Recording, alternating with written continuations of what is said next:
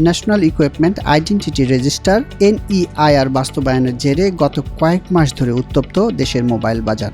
এই ইস্যুকে কেন্দ্র করে রাজধানীর বিভিন্ন জায়গায় আন্দোলনও করছে আনঅফিসিয়াল মোবাইল ফোন বিক্রেতা ও আমদানিকারকরা।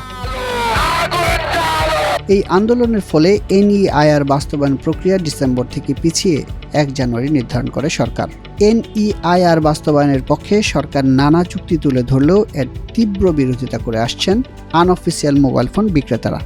এই ইস্যুকে সামনে রেখে BTRC কার্যালয় ভাঙচুরও করেছে আনঅফিসিয়াল মোবাইল ফোন বিক্রেতারা। এদিকে এই ঘটনার পর ফোন আমদানি উৎপাদনে শুল্ক ছাড় দেয় সরকার।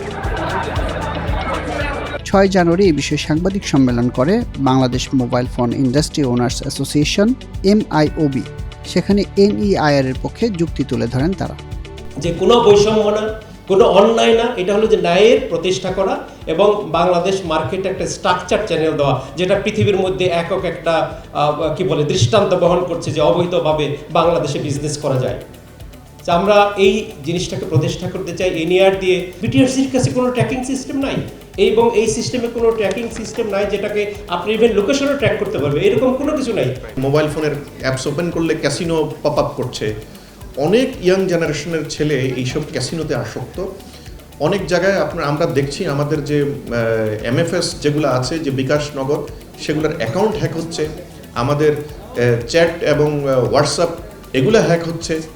আমার কাছে মনে হয় এই বিষয়টা আমাদের ইউজারকে এবং সারা বাংলাদেশের পুরো জাতিকে আমাদের এই যে একটা জগদ্দল পাথর নিয়ে আমরা হাঁটছি, এখান থেকে মুক্তির যে উপায়, সেই উপায়টা আমরা যে বের করেছে এই গভর্নমেন্ট এবং সবাই মিলে, এটার থেকে যে আমাদের মুক্তি দরকার, এটার ব্যাপারে আপনাদের সাংবাদিকদের মাধ্যমে আমরা পুরো জাতিকে জানাতে চাই। দেশে ব্যবস্থা চালু করা গেলে গ্রাহকরা কী ধরনের নিরাপত্তা পাবেন তা তুলে ধরার পাশাপাশি সরকারের রাজস্ব আদায়ের প্রভাবের কথাও তুলে ধরেন তারা।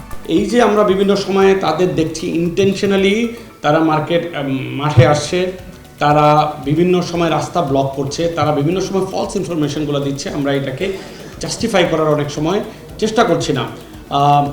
আমাদের যে আন্ডারস্ট্যান্ডিং এবং আমাদের যে রিসার্চ, ওই রিসার্চে মনে হয় এই যে 20,000 রিটেল বলছে যারা আমাদের অফিসিয়াল ফোন বিক্রি করে না, এই যে যারা বলছে আমাদের দোকান বন্ধ হয়ে যাবে, it is not truth. Because এই যে যারা এখন আন্দোলনে আছে, এদের 90% ইজ অলরেডি সেলিং আমাদের, হয়তো আমার ব্র্যান্ড বিক্রি না করে অন্য ব্র্যান্ড বিক্রি করে, কারো না কারো ফোন বিক্রি করে। সো শুধুমাত্র আমাদের ফোন বিক্রি করে না অথবা শুধুমাত্র ইউজ ফোন বিক্রি করে এরকম দোকান আমরা মনে করি 10%, টোটাল ইউনিভার্সের 10%-এর বেশি হবে না। তো সেইটা হলে 1 থেকে 1,500 রিটেল আছে যারা এই যে NEIR যে সিস্টেম আছে সেই সিস্টেমে আর ট্রু ভালনারেবল। সংবাদ সম্মেলনে আনঅফিসিয়াল ফোন বিক্রির ফলে কিভাবে তাদের বিনিয়োগ ক্ষতিগ্রস্ত হচ্ছে তা তুলে ধরেন MIOB। প্রাইস সেগমেন্টের যে বারগুলো আছে সেটা 30,000 টাকার পরে গিয়ে একদম শুয়ে গেছে। দ্যাট মিনস অফিসিয়াল ফোন 30,000 টাকার উপরে আমরা বিক্রি করতে পারি না। মেজরিটি ব্র্যান্ড হচ্ছে এখানে ফরেন ডিরেক্ট ইনভেস্টমেন্ট, লোকাল ইনভেস্টররাও আছে, বড় বড় পৃথিবীর যত ব্র্যান্ড আছে সমস্ত ব্র্যান্ড আসলে এখানে আসছে। এবং আপনি যদি দেখেন আমরা মেজরলি বাংলাদেশে অ্যাসেম্বলি থেকে শুরু করে SMT এবং কিছু কিছু ব্র্যান্ড আপনার অ্যাক্সেসরিজও প্রোডাকশন করে, NPCBও বানায়। So it is not about just a local industry, এখানে ফরেন ইনভেস্টরের কনসার্ন আছে।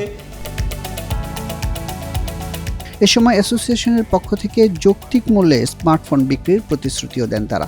আমাদের দেশে আমরা ম্যানুফ্যাকচারার যারা আছি, আমরা কি চাই না আমাদের লোকগুলো একটু কম দামে মোবাইল ফোন পাক? আমরাও চাই, আমরাও কিন্তু এটার বিপক্ষে না। আমরা ম্যানুফ্যাকচার করে আমরা যত কমে সম্ভব আমাদের সাধ্যমতো আমরা চেষ্টা করছি।